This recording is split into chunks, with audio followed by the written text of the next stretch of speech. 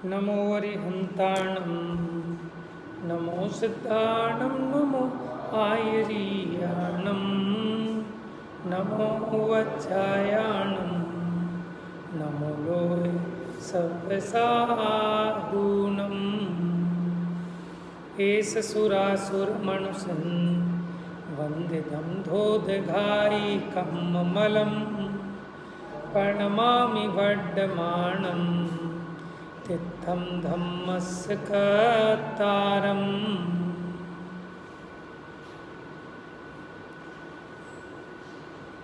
प्रवचन सार जी, ज्ञेय तत्व प्रज्ञापन में ज्ञान ज्ञेय विभागाधिकार और उसमें अपनी चर्चा चली थी कि अमूर्तिक आत्मा मूर्तिक कर्मों से कैसे बंधता है। तो 3 प्रकार के बंध की चर्चा हुई। जीव जीव से बंधता है, माने अपने परिणामों से बंधता है, मोह राग द्वेष के भावों से। और जो पुद्गल हैं वो पुद्गल में आके बंधते हैं, पुद्गल बंध। और एक जीव और पुद्गल का पारस्परिक जो एक निमित्त नैमित्तिकपना उनमें पैदा होता है, ये जीव पुद्गल का बंध। तो 3 प्रकार का बंध बताया। जीव का अपने मोह राग द्वेष परिणामों से, हाँ, खाली एक क्षेत्रावगाह नहीं, विशिष्ट प्रकार का एक क्षेत्रावगाह। क्योंकि एक क्षेत्रावगाह तो हमारा अनेक चीज़ों से है। जहाँ मेरे आत्मा के प्रदेश हैं, यहीं पर धर्म के भी हैं, अधर्म के भी हैं, आकाश के भी हैं, बहुत सारे कालाणु भी हैं, ठीक है। और इसी क्षेत्र में कितने सारे सूक्ष्म जीव हैं। और माने हमारे मान लो पेट में कीड़े हों, छोटे मोटे कीटाणु हों, जो ब्लड हैं वो है, उन सब में है ना कितने जीव, वो सब जीव हैं, उनके साथ भी अनंत अनंत कर्म है। वहीं पर मेरे आत्मा के प्रदेश भी हैं, तो उनसे भी मेरा एक क्षेत्रावगाह होने पर भी उनके साथ मेरा विशिष्ट प्रकार का एक क्षेत्रावगाह नहीं है। मेरे कर्मों के साथ जो मेरे मोह राग द्वेष के भावों से जो कर्म यहाँ बंधे, उनके साथ मेरा विशिष्ट प्रकार का एक क्षेत्रावगाह संबंध है। विशिष्ट प्रकार माने मुझ में और उनमें निमित्त नैमित्तिकपना है। जब उन कर्मों का उदय आता है तो मेरे परिणामों में भी वैसा ही भाव होता है। बात समझ में आ रही है? अंतर समझ में आ रहा है आपको कि जहाँ आत्मा के प्रदेश हैं वहीं कर्मों के प्रदेश भी हैं, मेरे कर्मों के भी हैं, और मेरे कर्मों के अलावा यहाँ अनंत सूक्ष्म जीव भी हैं, वो भी तो अनंत कर्मों सहित हैं, उनके कर्म भी वही हैं जहाँ मेरे हैं। लेकिन फिर भी उनके साथ मेरा एक क्षेत्रावगाह होते हुए भी उनके साथ मेरा विशिष्ट प्रकार का निमित्त नैमित्तिक संबंध नहीं है। मैं उनके उदय को नहीं करता भोगता। हर एक जीव अपने अपने कर्म के उदय को भोगता है। यद्यपि जहाँ मेरे कर्म हैं उन्हीं क्षेत्रों पर, उन्हीं प्रदेशों पर और भी अनंत अन्य जीव हैं, सूक्ष्म जीव, उनके भी कर्म हैं, लेकिन उन कर्मों से मुझे कोई बाधा नहीं है। बात समझ में आ रही है? तो उनके साथ मेरा एक विशेष प्रकार का निमित्त नैमित्तिक संबंध है। जैसे देखो, मैं यहाँ से फ़ोन मिलाऊँ, आप सबके पास फ़ोन है, किसी का भी फ़ोन बज जाएगा ना, मैं जिसका नंबर डायल करूँगा। ऐसा क्यों? कि ऐसा उसके साथ उसका कॉम्बिनेशन है। ऐसा थोड़ी कि कोई भी नंबर मिला और मिल जाए किसी का भी।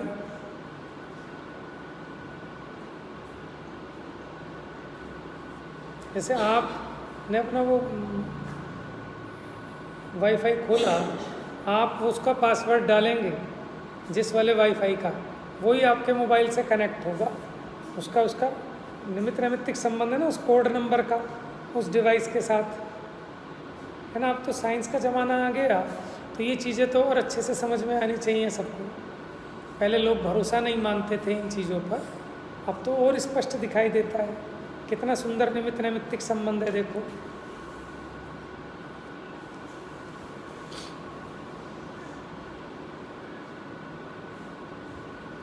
अच्छा देखो, ये फ़ोन यहाँ रखा है, दूसरा फ़ोन इतनी दूर रखा है, मैंने आपका नंबर मिलाया, वहाँ ट्रेन ट्रेन बजने लगी बेल। अब इस फ़ोन ने उस फ़ोन में क्या किया कि जो उसकी बेल बज गई, तो छुआ है इसने उसको, है? साइंस के हिसाब से देखें तो वो पुद्गल के परमाणु माने जिसको वो कहते हैं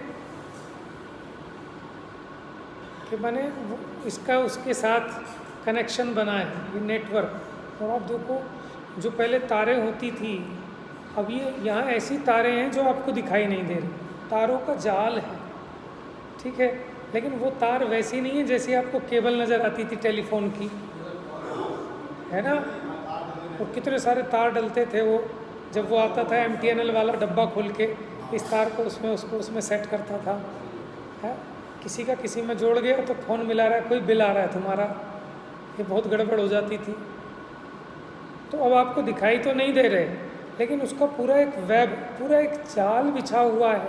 आपने यहाँ डायल किया और वो वाइब्रेशन और वो सब पूरा वहाँ जा रहा है। आपको पता है ये जो फ़ोन आपके पास रखा है, आपको पता नहीं एटम बम है छोटा,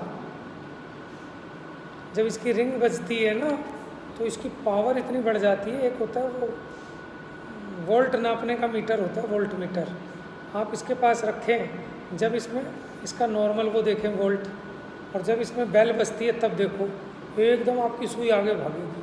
माने कितनी चार्ज आगे है इसमें और कितना नुकसान देता है। कई लोग तो ऊपर ही रखते हैं यहाँ ऊपर की जेब में, तो बताओ कितने मरने के काम है।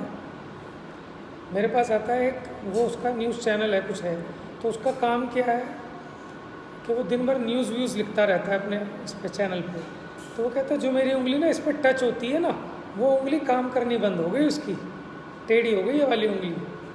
जैसे वो ज़्यादातर हर वक्त यूज़ करता है, तो उसकी ये वाली जो उंगली है ना वो मोबाइल से टच रहती है ज़्यादातर, जो काम करने वाला है मोबाइल से, सबसे छोटे वाली उंगली, तो वो टेढ़ी हो गई।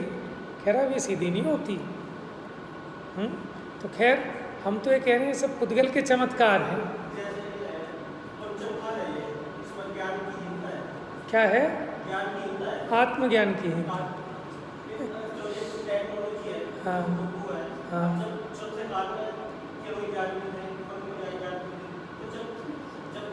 सुनो, ये तो हमें आपको पता नहीं है ना। आप ये देखो, कहते रावण पुष्पक विमान था उसका।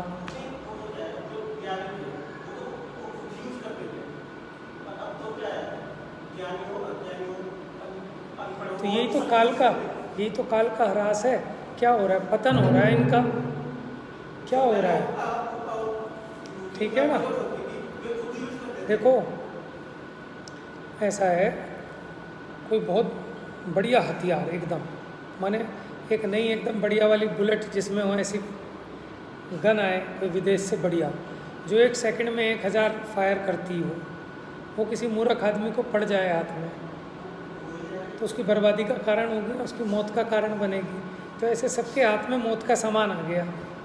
ये कलिकाल का ही तो प्रभाव है कि बच्चा अपनी ज़िंदगी ख़राब कर रहा है मोबाइल में, आंखें फोड़ रहा है अपनी, बीमारियां ले रहा है। तो ये कलिकाल का ही प्रभाव है। ये सब क्या है? ये शस्त्र हैं। हर बच्चे के हाथ में एटम बॉम्ब है और उसको नहीं पता कि उसको कितनी बीमारियां लग रही हैं इस वजह से। छोटे बच्चे को खाना भी खिलाएंगे तो वो दूध भी तब पिएगा जब उसको वो क्या दिखाते हैं, रील दिखाएंगे, यूट्यूब पे वीडियो दिखाएंगे। पहले तो टीवी था तो चल टीवी पे गाना लगा दिया, बच्चा चुपचाप खा लेता था, पी लेता था, उसके नुकसान उतने नहीं थे, दूर था। अभी तो बिल्कुल हाथ में आ गया। समझ में आया? तो आचार्यों को क्या पता नहीं था? सब पता था, लेकिन ये तो विषय कषाय को बढ़ाने वाली विद्या है। और ऐसा नहीं है कि उस काल में ऐसी चीज़ें नहीं होंगी, इनसे भी ज़्यादा डेवलप चीज़ें थी। आपने देखा होगा वो एक कई बार वो दिखाते, तांत्रिक के पास एक बॉल होती है, गोला, जादुई ग्लोब उसका, वो उसमें देख लेता था। अब तो आपके घर में CCTV कैमरे लग गए, आप देखते हो ट्रेन ये बजा रहा है। तो पुराने वो जो थे उनके पास भी एक ऐसा ग्लोब होता था, वो देख कर देखो दरवाजे पे ही आ गया, अब वो वहाँ से चला गया। माने होते उस टाइम भी होंगे, वहाँ विद्याएं अलग प्रकार की थी। लेकिन अब तो हम ये कह रहे हैं, देखो साइंस ने भी इतनी तरक्की कर ली। अब बीच में क्या होता है, काल में ऊपर नीचे इस तरह चलता है ग्राफ, ठीक है ना। कभी इतना ज़्यादा हो जाता है कि सब कुछ नहीं दिखेगा, कभी टेक्नोलॉजी इतने ऊपर पहुंच जाएगी फिर कभी क्या होगा कि यही टेक्नोलॉजी अपने लिए घातक हो जाएगी, फिर ये जनसंख्या बढ़ गई ना, ऐसे ही ख़त्म होएगी। कितने नए नए तरह की बीमारियां पैदा हो रही हैं, ये सब इन्हीं के तो परिणाम हैं कि जितनी आपकी टेक्नोलॉजी बढ़ रही है, आप बीमारियों के ही नाम नए नए आ रहे हैं। सर्वाइकल सुना था पहले कभी किसी ने? अब जिसे देखो वो ये कहेगा मेरे तो सर्वाइकल है, और एक दूसरा और वो सियाटिका, ठीक है, पहले नाम सुने थे किसी ने, अब तो ये फैशन में हो गया। समझ में आया? आप थोड़े गांव के हो ना, देसी, जो मॉडर्न ज़माने वाले हैं, उनके घरों में आपको मिलेंगी ये बीमारियाँ। जो देसी आदमी है उसके यहाँ नहीं मिलेगी ये बीमारी, क्योंकि वो मोटा खाएगा, मोटा पहनेगा, मेहनत करेगा। जो कुछ नहीं खाएंगी, सेठानी पड़ी रहेंगी पूरे दिन, नौकर आके उठाएंगे, नौकर पिलाएंगे, नौकर खिलाएंगे, तो उनको ऐसे ऐसे नाम सीख ले।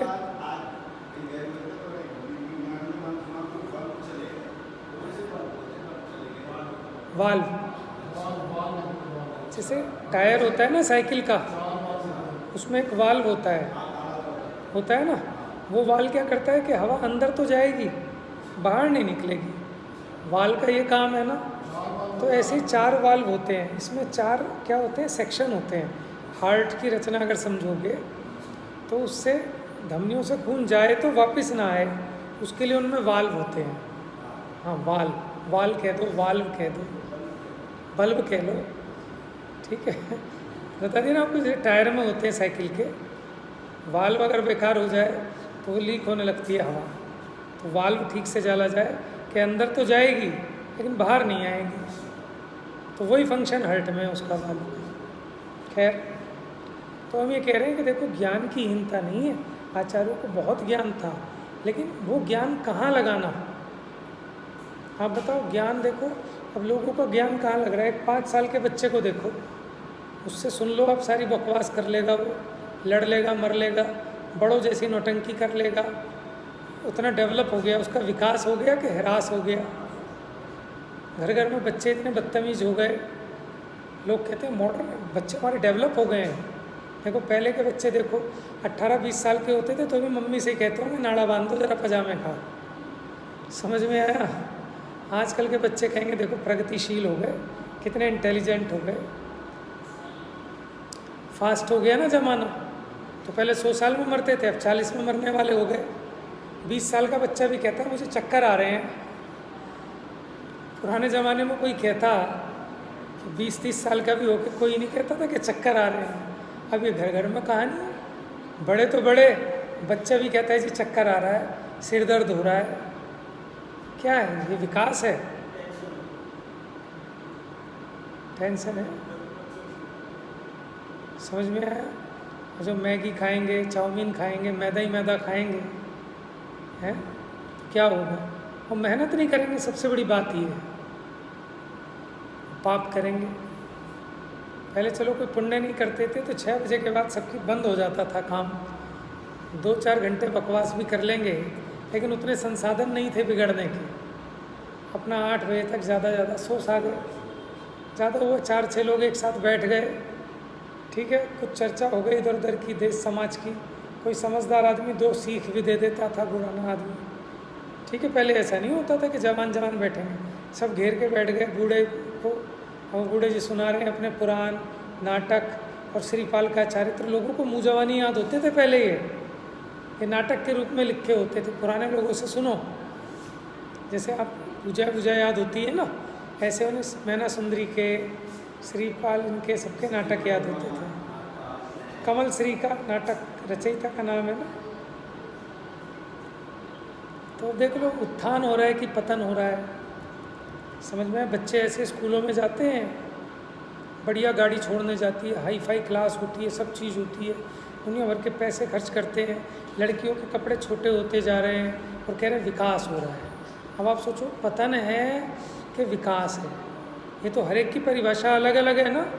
संसार का बढ़ना अरे नरदेह की है, ये काहे का विकास है?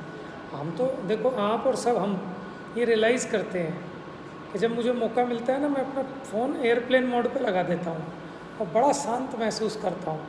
अब किसी का फ़ोन नहीं आना, चाहे कितनी इमरजेंसी हो, किसी की कुछ भी हो, मैं तो अपना शांत हूँ ना, मस्त हूँ ना। नहीं तो कभी कहीं से फ़ोन आएगा, कभी कहीं से, और आफत ही आएगी।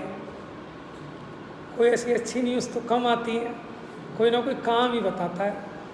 समझ में आया कि जी ये हो गया, अभी फटाफट पहुंच जाओ यहाँ, अब अर्जेंट काम आ गया, ऑफिस का ये आ गया, या फिर बॉस का कोई लेटर आएगा, ये अर्जेंट है, इमीडिएटली कर लो इसको, है। या किसी ना किसी की कोई काम ही बताएगा, कुछ ना कुछ कुछ ना कुछ, हैरान परेशान। तो ये क्या हो गया, अपने गले की घंटी हो गई ना। लाभ क्या है और नुकसान देखो कितने हैं। पहले भी तो नहीं होते थे, कोई मर भी गया तो 10 दिन बाद पता लगता था। अभी क्या हुआ, अभी कोई मरा, अभी फ़ोन आ जाएगा, 10 काम छोड़ के पहले वहाँ जाओ।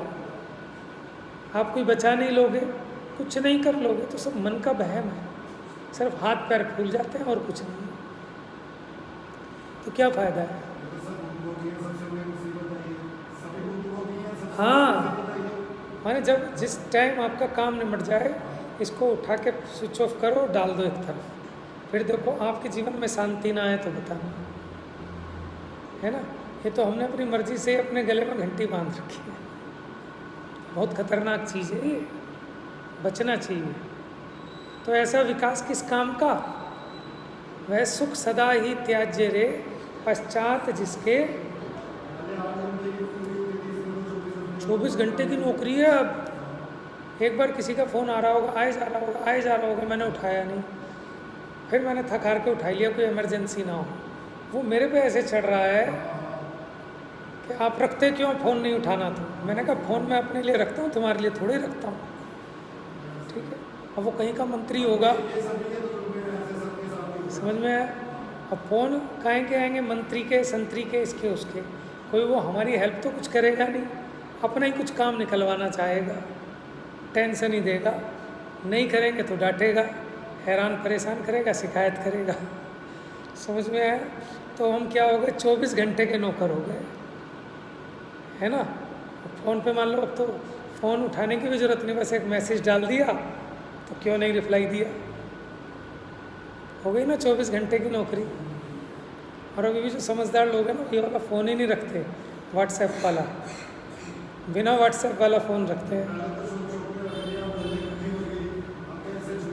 हाँ, तो लगना तो चाहिए दुख का कारण, लेकिन हम इसमें सुख खोजने लगते हैं कि अब हम 30,000 वाला नहीं 60,000 वाला लेंगे। 30,000 वाला तो सुखी नहीं किया, अब 60,000 वाला सुखी कर देगा। नहीं, अब 1 लाख वाला ले लेंगे, है ना, ज़्यादा फंक्शन हो जाएंगे।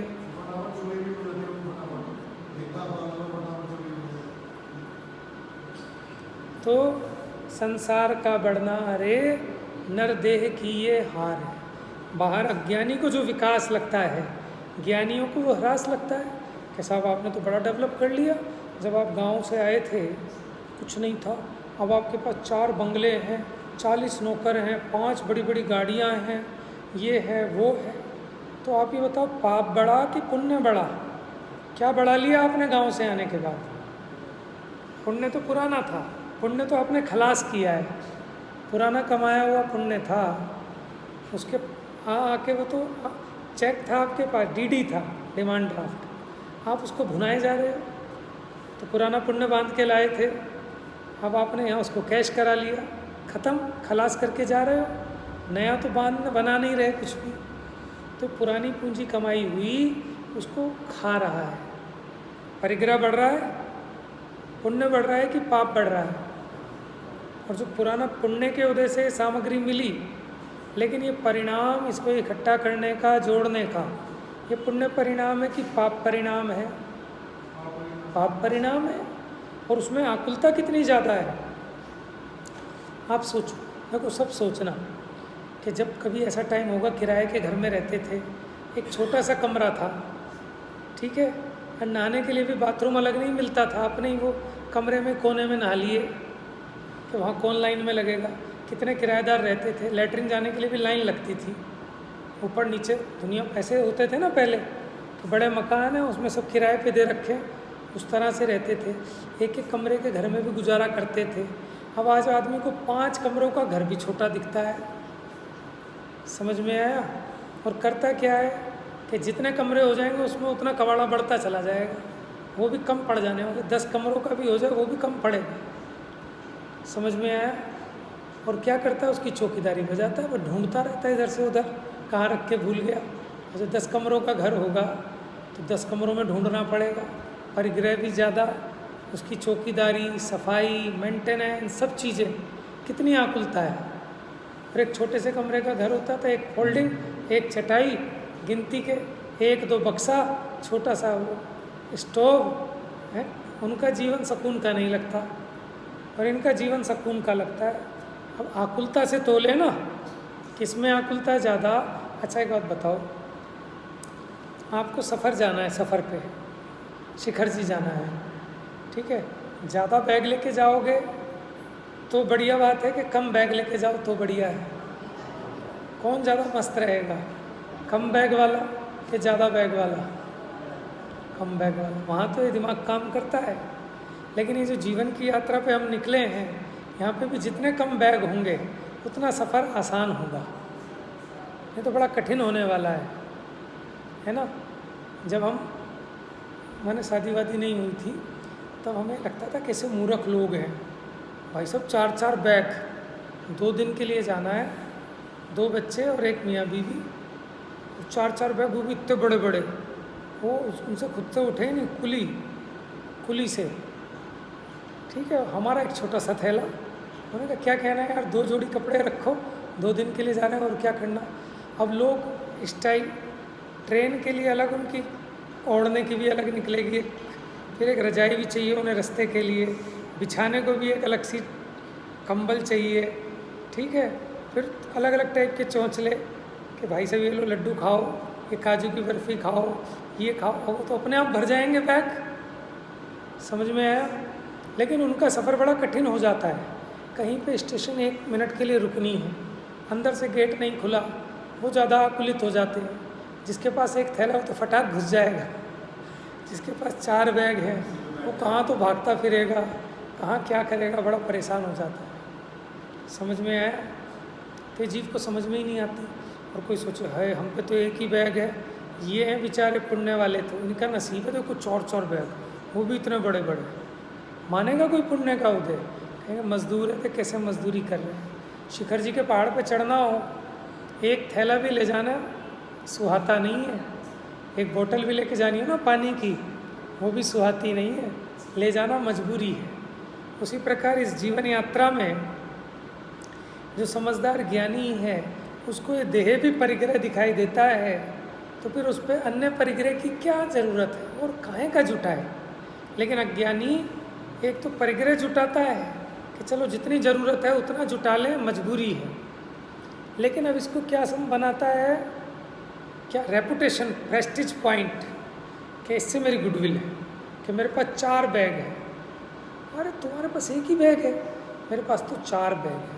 तुम्हारे पास एक ही मकान है, मेरे पास तो 4 मकान है। तो इससे क्या मान रहा है कि मैं बड़ा हो गया, जबकि इससे आकुलता बढ़ गई। ये जीव विचार नहीं कर रहा। सुख दुख का संबंध सामग्री से नहीं है। कौन कितना निराकुलित है वो उतना सुखी है, और जो जितना ज़्यादा आकुलित है वो उतना ज़्यादा दुखी है। अब मेट्रो सिटी में लाइफ, यहाँ काम ना कम से कम 12 घंटे तो काम करना पड़ता है आदमी को। और गाँव में जाओ, अगर कोई समझदार है, बाकी तो सब जगह एक जैसा सही हो गया, लेकिन जो समझदार आदमी हो वो अपना आराम से 11 बजे जाए दुकान पे, और उसमें भी बीच में आ जाए एक बार खाना पीना खाने को, और फिर शाम को 4 बजे फिर बढ़ा के आना, तो पुण्य प्रमाण है। सदा सुखदास जी का याद है ना, जब राजा को पता चला कि अरे इन मुनीम जी की तनख्वाह ही नहीं बढ़ी 20 साल से, उतना ही वेतन है, बड़ी डांट लगाई कि इनकी तनख्वाह कर दो डबल। तो उन्होंने कहा कि महाराज एक गुजारिश है, ठीक है, मेरे को तनख्वाह बहुत है, मेरा गुजारा चल जाता है, अगर कर सको तो मेरा समय आधा कर दो, मैं बाकी समय में अपना स्वाध्याय पूजा पाठ तसल्ली से करूँगा। अभी जल्दबाजी में पूजा पाठ करके भागना पड़ता है आकुलता में, फिर मैं अपना तसल्ली से अपना स्वाध्याय करके पूजा पाठ करके तब आऊँगा। समझ में कौन समझदार है? और हम क्या सोचेंगे, हाँ हाँ डबल कर दो, ओवर टाइम भी कर लूँगा, ठीक है, दिन में तो एक काम कर लूँगा, रात में एक नौकरी और कर लूँगा। समझ में आया? तो ये मूर्खता है कि एक टाइम करना ही मजबूरी है, दूसरे टाइम काहे को करना? जब तक गवर्नमेंट रिटायर नहीं कर रही, चलो तब तक तो मजबूरी है, और जब गवर्नमेंट ने रिटायर कर दिया, पेंशन आपको दे रही है, उसके बाद मैं दुकान खोल लूँ, फैक्ट्री डाल लूँ, तो फिर हमसे ज़्यादा बेवकूफ़ तो कोई नहीं है। समझ में आया? लेकिन हमें मजबूरी नहीं लगती, हमें इसमें आनंद आता है। क्यों? राग आदि प्रगटिए दुख देन तिन ही को सेवत गिनत चैन। परिग्रह में दुख है, लेकिन इसमें क्या मान रहा है ये? सुख। यही तो आश्रव तत्व संबंधी भूल है। बात समझ में आ रही है? और इसको मज़ा आ रहा है। राग को बढ़ाने में, राग का सेवन करने में दुख होता है, कष्ट है, लेकिन इसको सुख रूप लग रहा है। तो ये मान्यता ही तो दुखी है। समझ में आया? अच्छा एक बात बताओ, अब दूल्हे की शादी हुई, अब वहाँ क्या क्या रस्में होती हैं?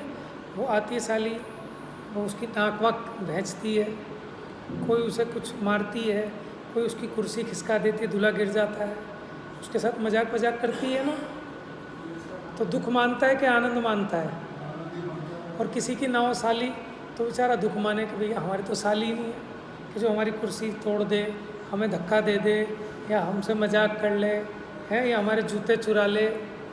देखो कैसी गजब की बात है। टोडरमल जी ने लिखा कि जो गाली बुरी लगती है वही ससुराल में भली लगती है, क्योंकि ऐसी परंपरा होती थी। अभी उन परंपराओं का थोड़ा सा रूप बचा हुआ है, ठीक है, कि पहले गालियाँ दी जाती थी और कोई नहीं होता था, अपने साथ लेके जाते थे 2-4 को, गालियाँ गाने वालों को गालियाँ गाई जाती थी, ठीक है ना। गांव में अभी भी होती हैं। नहीं आ रही बात है ना आपको? दिल्ली वालों को नहीं समझ में आएगी, ठीक है। जब हम छोटे थे तो हमने देखा धोबी वोबियों के यहाँ ना कोई शादी ब्याह होती थी तो उनके यहाँ ना सारों के कपड़ों पे हल्दी के छापे मार देते थे, ऐसे सड़ा देते थे मेहमानों के साथ।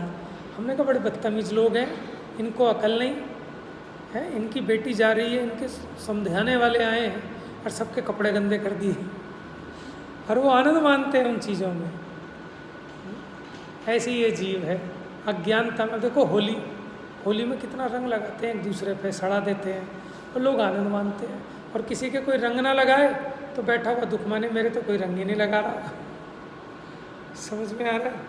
ऐसी अज्ञानता है कि राग है दुख रूप, लेकिन इसको लगता है ये आश्रव तत्व संबंधी भूल है, यही अज्ञानीपना है, ठीक है। दुकान पे बैठने में मज़ा आता है कि खेद लगता है? समझ में आया? वैसे जब कोई ग्राहक नहीं आता ना तब खेद लगता है, लेकिन अगर ग्राहक की लाइन लगी हुई है तो बड़ा मज़ा आता है। वैसे मज़ा आता है। रोटी भी नहीं खा पाते, आप कहोगे आप क्या जानो, आपकी तो नौकरी है इसलिए आप सोचते हो तनख्वाह तो आनी है, चाहे काम करो या ना करो। समझ में? हमने भी बहुत दुकान चलाई है, हम भी बहुत बैठे हैं अपने पापा के साथ दुकान पे हैं, तो मज़ा आता था जब ग्राहकों की लाइन लगी हुई दिवाली पे 12-12 बजे तक लाइन लग रही है, नोट आ रहे हैं, मज़ा आ रहा है। समझ में? ये जीव को अनादि का संस्कार है, उसमें सुख बुद्धि है, आनंद की बुद्धि पड़ी है, लेकिन करना क्या है?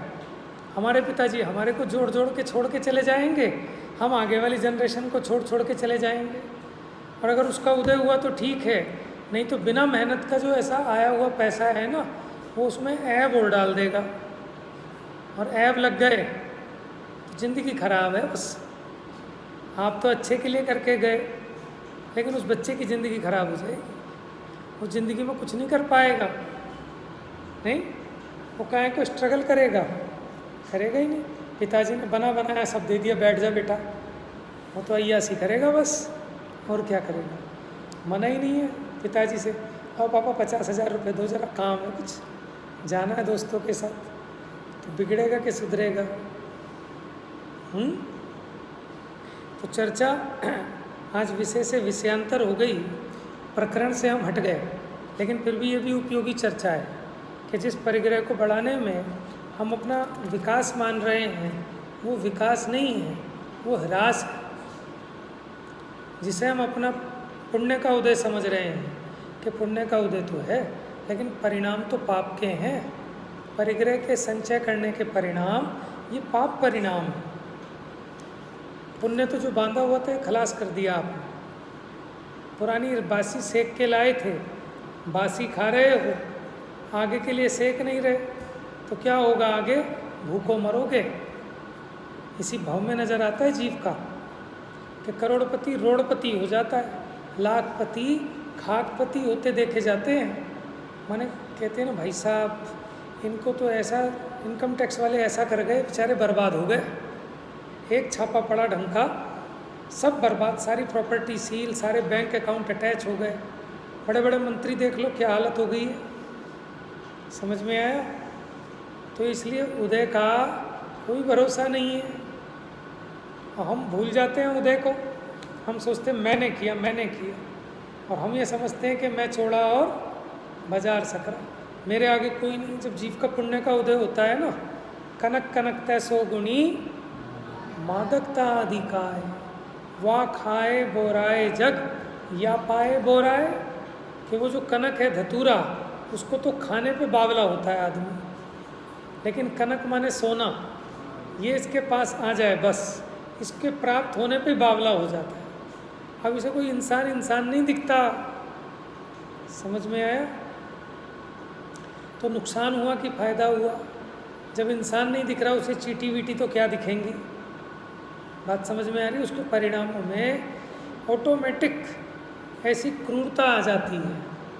माने वो परिणामों की जो सॉफ्टनेस है वो नष्ट हो जाती है। लिखा है पंचम काल के धनिक जीवों के परिणाम, रतनकरण श्रावकाचार्य में टॉपिक है कि कोई ज्ञानी धर्मात्मा भी नज़दीक आए तो उनको भय लगने लगता है, कहीं मेरे से दान ना मांगने लगे। समझ में आया? कोई अपना गरीब रिश्तेदार भी पास आए तो उससे भय लगने लगता है, ज़रूरी है मेरे से कुछ हेल्प मांगने के चक्कर में होगा। तो परिणामों में माने इतनी गिरावट आ जाती है जीव की। तो चर्चा चल रही थी बंध की, कर्म बंध की। तो अब इन्होंने कहा कि बंधन 3 प्रकार का। एक तो पुद्गल बंध, कि जो पुद्गल के स्कंद हैं वो स्कंदों में आकर बंध जाते हैं। जीव बंध, माने जीव अपने मोह राग द्वेष रूपी परिणामों से ही बंधा है, ये जीव बंध। और एक जीव और पुद्गल, इनका एक क्षेत्रावगाही संबंध होता है, इनमें निमित्त नैमित्तिक पना होता है, इसको कहते हैं उभय बंध, यानी जीव आजीवात्मक बंध। देखिए पेज नंबर 335, 5 मिनट में थोड़ा सा पढ़ेंगे।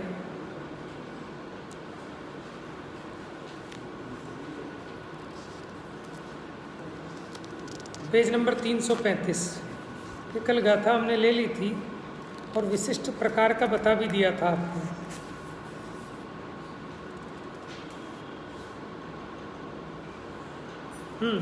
फिर इन्होंने आगे कहा था कि द्रव्य बंध का हेतु भाव बंध है। क्या? कि द्रव्य बंध किसको कहते हैं? कि वो कारमान वर्गणाओं का कर्म रूप परिणमित होना, अथवा वो कर्मों का जीव के आत्मा में प्रवेश करना। तो आत्मा में प्रवेश कर जाते हैं क्या? कि आत्मा में प्रवेश करने का मतलब ये है कि जहाँ आत्मा के प्रदेश हैं वहीं कर्मों के प्रदेश भी ठहरते हैं। उनके साथ जीव का एक क्षेत्रावगाही संबंध, उसका नाम है बंध। ये द्रव्य बंध है। लेकिन इसका कारण कौन? कि जीव जब मोह राग द्वेष परिणाम करता है तभी कर्मों में ऑटोमेटिक ऐसी शक्ति होती है कि वो उस जीव के साथ उसका निमित्त नैमित्तिक संबंध हो जाता है। अभी आपको उदाहरण दिया ना हमने, ऐसे आजकल के ज़माने में तो दिया जा सकता है कि सब कार्ड तो सबका एक जैसा है और एटीएम में पैसे भरे हुए हैं। अब किसी दूसरे के पैसे निकल गए मेरे में, मैंने एटीएम लगाया, उसमें से निकाले 50,000 रुपये, दूसरे के निकल जाएंगे कि नहीं निकलने वाले? तुम्हारे ही निकलेंगे, उसमें से किसी दूसरे के नहीं निकलेंगे। ऐसा उस पिन नंबर के साथ, कोड के साथ आपके अकाउंट का ऐसा बंद है। जैसे देखो वर्षा ऋतु आती है तो वर्षा ऋतु आने का ऐसा निमित्त नैमित्तिक संबंध है कि जितनी वनस्पति है हरी हो जाती है, फलने फूलने लगती है, धरती की उपजाऊ शक्ति बढ़ जाती है सिर्फ मेघों के आने पर। तो ऐसा निमित्त नैमित्तिक संबंध है। मेघ कोई ज़बरदस्ती तो करते नहीं, समझ में आया? जैसे सूर्य के निकलने पर कमल विकसित हो जाते हैं, कोई सूर्य ज़बरदस्ती तो खिलाता नहीं, इसका नाम है निमित्त नैमित्तिक संबंध। लेकिन अगर ये जीव रागादि भाव ना करे तो वो कर्म भी नहीं बंधते। कर्म भी कब बनते हैं? जब ये जीव राग द्वेष मोह परिणाम करे। तो इसलिए निश्चय से असली बंध तो जीव का अपने मोह राग द्वेष भावों के कारण है। तो इसका मतलब मोह राग द्वेष ही निश्चय से बंध है। ठीक है, वो कर्म के पुद्गलों में आके बैठ गए, वो काहे का बंध है? पुद्गल के परमाणु जीव के साथ एक क्षेत्रावगाही हो गए, इससे भी कोई इफेक्ट नहीं पड़ता। असली कारण है कि जीव के परिणामों में होने वाला मोह राग द्वेष। बात समझ में है? तो हम वही तो कर रहे हैं हर समय, कभी किसी का बुरा सोच रहे हैं, कभी किसी का भला सोच रहे हैं, तो इसलिए निरंतर कर्म बन रहे हैं। और कई बार नहीं भी सोच रहे हैं ना, तो वो अभिप्राय में और अपने उपयोग में सोते सोते भी निरंतर कर्मबंध चालू है ना?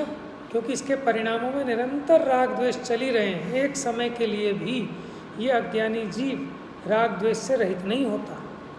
जब तीव्र होते हैं ना तो अपनी पकड़ में आते हैं, मंद वाले अपनी पकड़ में नहीं आते। अभी यहाँ बैठे हो, आपको लग रहा है कि हम राग द्वेष कर रहे हैं, लेकिन कर्म तो अभी भी बंध रहे हैं, समझ में आया? लेकिन हम पकड़ नहीं पाते उतने बारीक को। हाँ, हम बैठ के सोचे इसने मेरे साथ बुरा किया, इसने मुझे लूट लिया, ठग लिया, बेईमानी कर ली, इसका नाश जाए, इसका बच्चा मर जाए, इसकी टांग टूट जाए, इसके घर में आग लग जाए, ऐसे परिणाम आते हैं। तो कदाचित ये जीव को विचारा जाए, अरे अरे ये तो पाप भाव है भैया, ऐसे विचार नहीं करना। अब भले मुँह से ना बोले, लेकिन अंदर में तो आके तसल्ली होती है। और हमने कोसा और उसकी टांग टूट जाए तो मज़ा कितना आता है, मिठाई बांटता है। क्या करता है ये? पाप बांधता है कि दूसरे का बुरा करने के परिणाम से दूसरे का बुरा नहीं होता, मेरा स्वयं का बुरा होता है। और दूसरे का अच्छा करने के परिणाम से किसी दूसरे का अच्छा नहीं होता, मेरा ही अच्छा होता है। तो फिर बताओ, बेवकूफ़ी करते हैं ना हम, सबका बुरा बुरा। उसका अच्छा होना बुरा होना वो उसके कर्मोदय के अधीन है, उसके भाग्य के अधीन है, मेरे अधीन थोड़ी ना है। लेकिन जब हम किसी का बुरा करने की सोचते हैं तो नियम से अपना बुरा हुए बिना नहीं रहते, क्योंकि अपने परिणामों में गिरावट आती है, हम खुद डिस्टर्ब हो जाते हैं। और भला भला सोचो तो अपने परिणामों में भी शांति आती है, ठीक है ना, थोड़ी ठंडक आती है। जैसे देखो, एक व्यक्ति जो निकले उसको गाली बके, धक्का मार दे, बोले, है ना, हर किसी से लड़े मरे होते हैं ना इस तरह के लोग। और कोई एक व्यक्ति कोई भी गुजरे, और जैन साहब कैसे हो, ठीक है साहब, कोई रिक्शे वाला जा रहा हो उसको हेल्प कर दे, कोई बेचारा प्यासा उसको पानी पिला दे, हर किसी की हेल्प करे, तो वो अपने आप स्वस्थ भी रहेगा, प्रसन्न भी रहेगा उसका चित्त। ऐसी वाणी बोलिए मन का आपा खोए, औरन को शीतल करे आपो शीतल हो। लेकिन फिर भी हम मूर्खता करते हैं, कटु वचन बोलते हैं, कड़वे वचन बोलते हैं। बताओ, मीठे वचन बोलने से है कोई अपनी जीभ घिसती है क्या, या कोई ज़्यादा वजन पड़ता है जुबान पे? उसकी गाली देने में, लड़ने में, मरने में ज़्यादा जोर लगता है, उसमें थकान भी होती है। और आप किसी से प्यार से बात करो, अच्छी बात करो, आपका खुद मन प्रसन्न होता है। हाँ, मिष्ट वचन का दान सबसे बड़ा दान है। समय सार में नहीं होगा, बीच में हमने रत्न श्राप का चार वगैरह में से लिया, रत्नकरण श्राप का चार में से लिया था।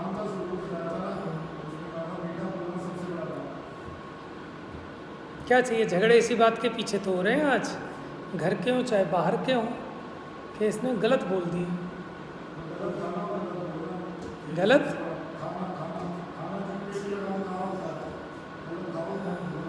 तो जैसा खावे अन्न और जैसा पीवे पानी, समझ में है? तो आप देखो आपके मन में चेंज आता है कि नहीं आता खाने के प्रभाव से। खान पान बहुत फर्क डालता है, क्योंकि उसका चिंतन, सोच, विचार सब पलटती है। तो हम ये कह रहे हैं कि देखो निरंतर कर्म बांध रहा है जीव, लेकिन इसकी पकड़ में नहीं आ रहा, और इसको एहसास भी नहीं होता कि मेरे इन भावों का फल क्या होगा। एक रतनचंद भारिल जी की है ना, इन भावों का फल क्या होगा, पढ़नी चाहिए सबको। एक पुस्तक है, जयपुर से छपी है, इन भावों का फल क्या होगा, इन भावों का क्या फल होगा, इन भावों का फल क्या होगा। सबको पढ़नी चाहिए जरूर। पढ़ी है किसी ने? आपने नहीं पढ़ी पापा? नहीं पढ़ी? तो 2-3 किताबों के नाम बता रहा हूँ, जरूर पढ़ लेना। एक तो इन भावों का फल क्या होगा, एक आप कुछ भी कहो, मैंने गजब है, कहानियाँ है उसमें, गजब है, गहराई से पढ़ना, और जिसकी जितनी बुद्धि हो उसे उतनी समझ में आएगी, मज़ा सबको आएगा। हाँ, एक आप पढ़ना विदाई की बेला। जब हम नए नए लगे थे, हमारे गुरुजी ने किताबें बताई थी, मैंने स्वाध्याय भवन में बताई थी उन्होंने सबको। हमने कहा ये कौन सी किताबें हैं, हम गए लाल मंदिर ढूंढने, वहाँ तो मिले ही नहीं। हमें क्या पता थी ये सोनगढ़ वोनगढ़ का सिस्टम अलग है, जयपुर अलग है, वो अलग है। हम वहाँ जाके पूछ रहे लाल मंदिर कहाँ मिलेंगी, कहाँ मिलेंगी। फिर सबसे पहली बार शिविर यहाँ लगा राजपुर रोड पे, अजित प्रसाद जी ने शिव चक्र विधान कराया, हमें पता चला। तो हम भी गए एक आध प्रवचन सुनने शाम के टाइम, वहाँ स्टॉल लगा था, वहाँ से हम खरीद लाए सारी किताबें, और फिर उन्हें पढ़ी, मज़ा आ गया एकदम। वह उससे हमारी गाड़ी ट्रैक पे आ गई। आप सब लोग भी पढ़ें और पढ़ाएं। और सच बता रहा हूँ, ये किताबें ऐसी हैं कि इनके तो आप सेट बना के रखें खूब, यहाँ बंडल के बंडल। घर का कोई फंक्शन आप कराओ, कोई विधान कराओ मंदिर में, सबको एक एक किताब तो जरूर देना, एक से ज़्यादा मत देना, ज़्यादा दोगे उठा के कबाड़े में रख देगा। आप कुछ भी कहो, विदाई की बेला, और एक सुखी जीवन। सुखी जीवन थोड़ा बाद में पढ़ना, उसमें थोड़ा सैद्धांतिक विषय भी हैं। एक संस्कार, समझ में। और एक पढ़ना सत्य की खोज। रतनचंद भारिल और हुकमचंद भारिल साहब ने जो कुछ किताबें लिखी ना, ये उपन्यास है एक तरह की, तो खुद भी पढ़ो, बच्चों को भी पढ़ाओ, रिश्तेदारों को पढ़ाओ, जिन्हें कुछ समझ में नहीं आता उनको भी दो।